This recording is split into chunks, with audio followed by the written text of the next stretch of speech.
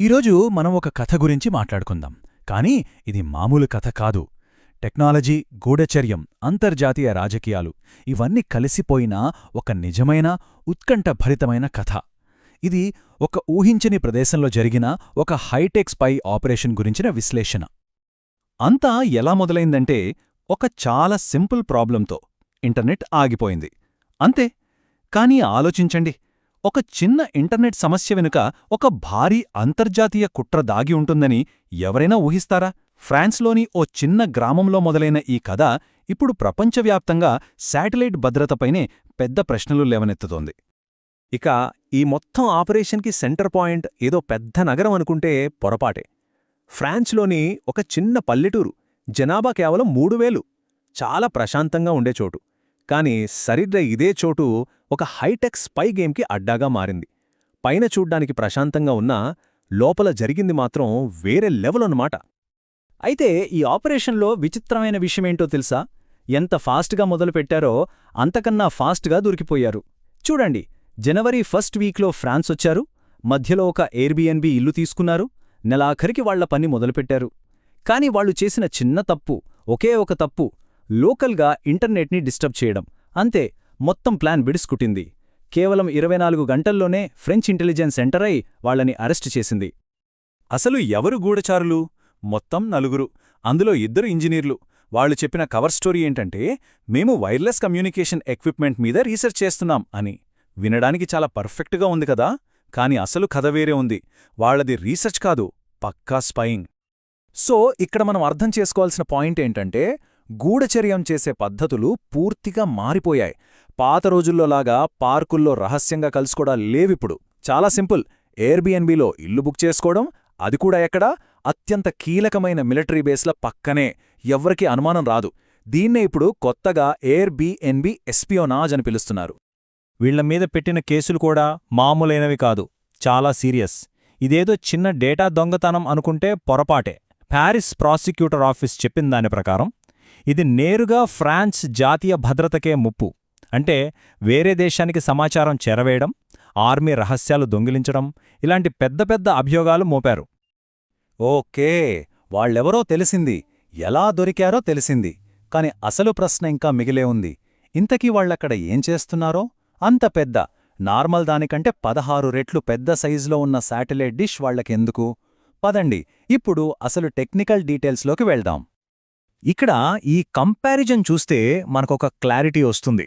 Left సైడ్లో ఉన్నది మనం సాధారణంగా చూసే స్టార్లింక్ డిష్, ఓ 50 సెంటీమీటర్లుంటుంది. కానీ రైట్ సైడ్లో చూడండి, వాళ్లు వాడింది ఏకంగా 200 సెంటీమీటర్ల పారాబోలిక్ డిష్. అసలు ఇంత పెద్ద డిష్ ఎందుకు? సింపుల్.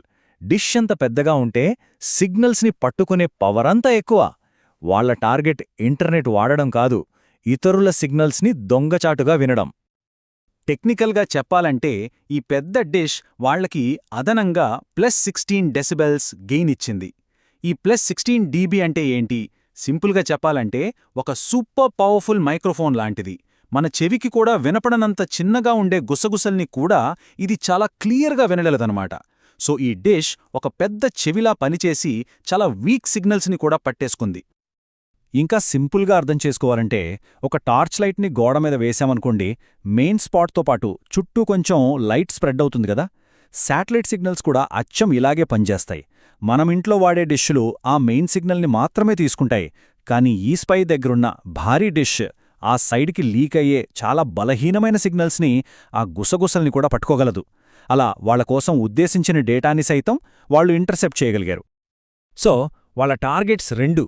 నంబర్ 1, దగ్గరలో ఉన్న స్టార్లింక్ గ్రౌండ్ స్టేషన్. దాన్ని ఒక డేటా చాక్ పాయింట్ అనొచ్చు. ఆ ఏరియా మొత్తం డేటా ఆ గేట్వే నుండే వెళ్తుంది. ఆ మెయిన్ డేటా పైప్లైన్ని ట్యాప్ చేయడం వాళ్ళ మొదటి ప్లాన్. ఇక రెండోది ఇంకా డేంజరస్. స్టార్లింక్ వాడే స్మార్ట్ బీమ్ టెక్నాలజీని రివర్స్ ఇంజనీర్ చేయడం. ఫ్యూచర్లో ఎప్పుడైనా అవసరమైతే ఆ సిగ్నల్స్ని ఎలా జామ్ చేయాలో తెలుసుకోవడానికి ఇది చాలా అవసరం. ఓకే, టెక్నాలజీ పార్ట్ అర్థమైంది. కానీ అసలు ప్రశ్న, ఫ్రాన్స్లో ఇన్ని ప్రదేశాలుండగా ప్రత్యేకంగా ఆ చిన్న పల్లెటూర్నే ఎందుకు సెలెక్ట్ చేసుకున్నారు? ఆ లొకేషన్ వెనుక ఏదైనా పక్కా ప్లానుందా? అవును, ఉంది. అదేంటో ఇప్పుడు చూద్దాం. వాళ్లు సెటప్ చేసిన ఆ ప్రదేశం ఫ్రాన్స్లో ఏరోస్పేస్ వ్యాలీ అని పిలిచే ప్రాంతంలో ఉంది. పేర్లోనే ఉంది కదా, అది ఫ్రాన్స్ ఏరోస్పేస్ మరియు డిఫెన్స్ ఇండస్ట్రీకి ఒక హబ్ అన్నమాట. సింపుల్గా చెప్పాలంటే ఫ్రాన్స్ సైనిక పారిశ్రామిక సముదాయానికి అది ఒక గుండెకాయ లాంటిది. ఈ లిస్టు చూస్తే మనకు మొత్తం సీన్ అర్థమైపోతుంది. వాళ్లున్న చోటికి అతి దగ్గరలో ఏమున్నాయో చూడండి. సౌత్ వెస్ట్ ఫ్రాన్స్ మొత్తానికి డేటా హబ్ అయిన Starlink gateway, Raphael fighter jets ఉండే ఎయిర్బేస్, స్ట్రాటజిక్ మిసైల్స్ తయారు చేసే ఏరియన్ గ్రూప్, ఫైటర్ జెట్లను తయారు చేసే Dassault aviation, radar systems develop చేసే థేల్స్ అన్నీ ఒకే చోటున్నాయి. అంటే వాళ్లు ఒకే చోట ఉండి ఫ్రాన్స్ మొత్తం డిఫెన్స్ సిస్టమ్ పైనే కన్నేయాలనుకున్నారు. ఇదేదో మనం ఊహించి చెప్తున్నది కాదు, స్వయంగా ప్యారిస్ పబ్లిక్ ప్రాసిక్యూటర్ ఆఫీసే కన్ఫర్మ్ చేసింది. వాళ్ల మాటల్లోనే చెప్పాలంటే అత్యంత కీలకమైన సంస్థలను, ముఖ్యంగా మిలిటరీ సంస్థలను టార్గెట్ చేశారు. అందకన్నా క్లారిటీ అవసరం లేదు. ఈ ఒక్క కేస్ గూఢచర్యం అనే ప్రపంచం ఎంతలా మారిపోయిందో చెప్పడానికి ఒక పర్ఫెక్ట్ ఎగ్జాంపుల్. అప్పట్లో స్పైయింగ్ అంటే పార్కుల్లో dead drops, diplomatic covers, blue prints దొంగిలించడం. మరిప్పుడు ఎయిర్బిఎన్బినే సేఫ్ హౌస్, ఇంజనీర్ అనేదే వాళ్ల కవర్. ఇక దొంగిలించేది బ్లూ ప్రింట్స్ కాదు, నేరుగా డేటా స్ట్రీమ్స్నే. సో ఈ మొత్తం కథ నుండి మనం తెలుసుకోవలసిన అతి ముఖ్యమైన విషయం ఒకటుంది. శాటిలైట్ నెట్వర్క్కి అసలైన వీక్నెస్ ఎక్కడుంటుంది? మనమెప్పుడూ స్పేస్లో తిరిగే శాటిలైట్స్ గురించే ఆలోచిస్తాం. కానీ ఈ కేసేం చెప్తుందంటే అసలు బలహీనత అంతరిక్షంలో లేదు, ఇక్కడే మన భూమిమీదే ఉంది. గ్రౌండ్ స్టేషన్లు, గేట్వేలు ఇవే అసలైన టార్గెట్స్. ఇవే ఆ నెట్వర్క్ యొక్క సాఫ్ట్ స్పాట్స్. చివరిగా ఈ సంఘటన మన ముందుకొక పెద్ద ప్రశ్నను ఉంచుతుంది. మన ప్రపంచమంతా ఇప్పుడు స్టార్లింక్ లాంటి కమర్షియల్ టెక్నాలజీ మీదే నడుస్తోంది. ఆర్మీ కూడా వీటినే వాడుతోంది. మరలాంటప్పుడు మనం రోజు వాడే ఇంటర్నెట్కి, ఒక దేశ భద్రతకి మధ్య ఉన్న గీత ఎంతవరకు సేఫ్? ఒకవేళ ఆ గీత చెరిగిపోతే దాని పర్యవసానాలు ఎలా ఉంటాయి? ఇది మనందరం ఆలోచించాల్సిన విషయం.